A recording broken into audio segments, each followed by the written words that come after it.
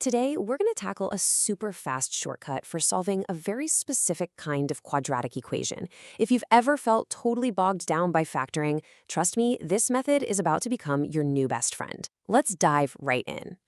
Take a look at this equation on the screen. How would you even start? You could move everything over to one side and try to factor it, but there's a much more direct path. In this explainer, we're going to break down the absolute quickest way to get right to the answer. So what's the magic behind this? Well, it all boils down to a really simple idea: inverse operations. You know how addition and subtraction are opposites? And multiplication and division cancel each other out?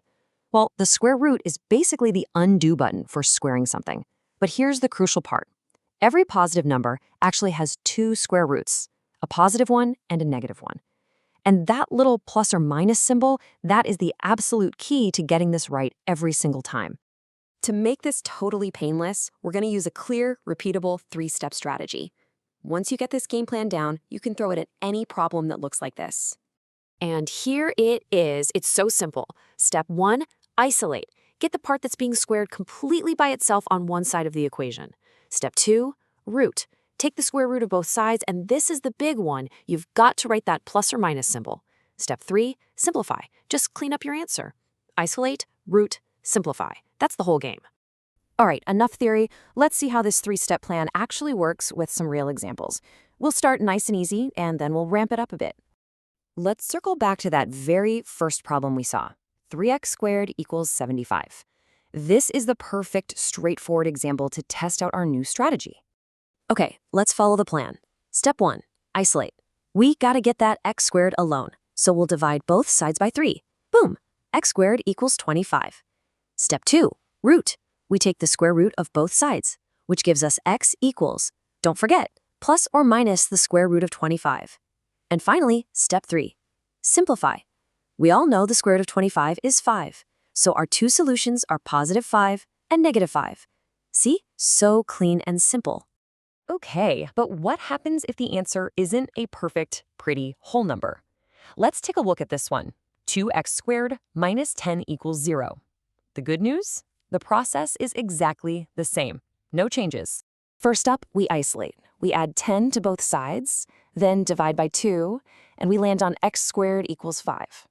Next, we root both sides. That gives us x equals plus or minus the square root of 5. Now for simplifying.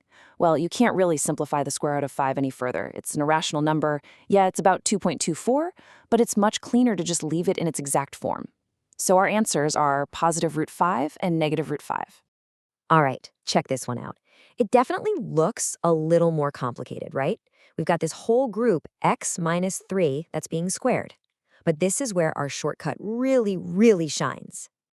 Okay, this is probably the most important tip for this kind of problem.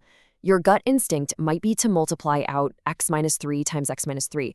Don't do it. Seriously, you're just creating a ton of extra work. Notice that the entire squared part is already isolated. That means we get to jump straight to step 2. As you can see, step 1 is already done for us. How nice is that? So we immediately take the square root of both sides. The square root of x minus 3 squared is just x minus 3, and the square root of 16 is 4. So we get x minus 3 equals plus or minus 4. And that is the step that just blows this problem wide open.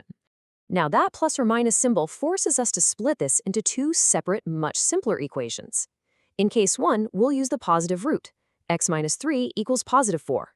Just add 3 to both sides and bam, x equals 7.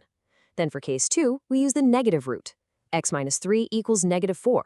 Add 3 to both sides and we get x equals negative 1. And there you have it, our two solutions, 7 and negative 1. This perfectly shows how to handle that plus or minus symbol. Okay, knowing the steps is great, but mastering the method means you have to know where the traps are. Let's look at the two most common mistakes so you can dodge them like a pro.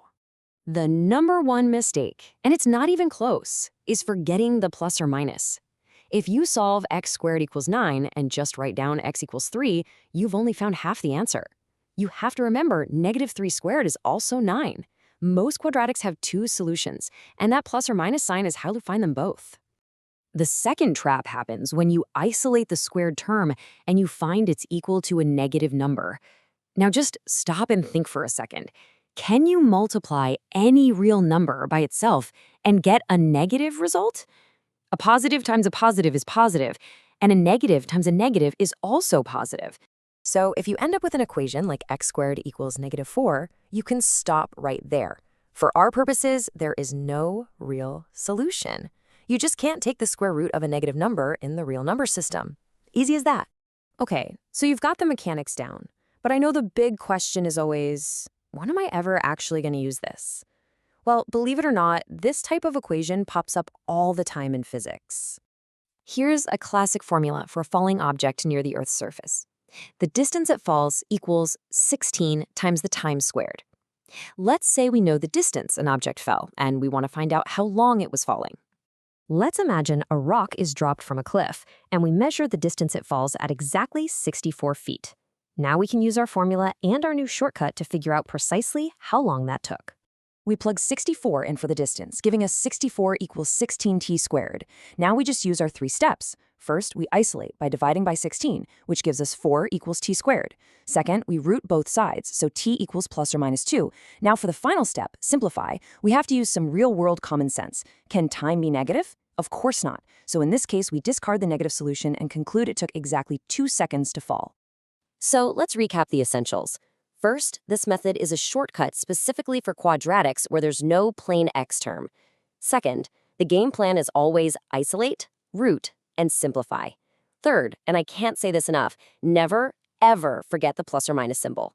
And finally, keep in mind that mastering this isn't just some isolated skill, it's a fundamental building block that leads directly to understanding the famous quadratic formula. You now have a fantastic tool in your algebra toolkit. This square root shortcut gives you a direct and, frankly, elegant way to solve a whole class of problems. The real question is, now that you've handled this special case, are you ready to see the formula that can solve any quadratic equation thrown at it?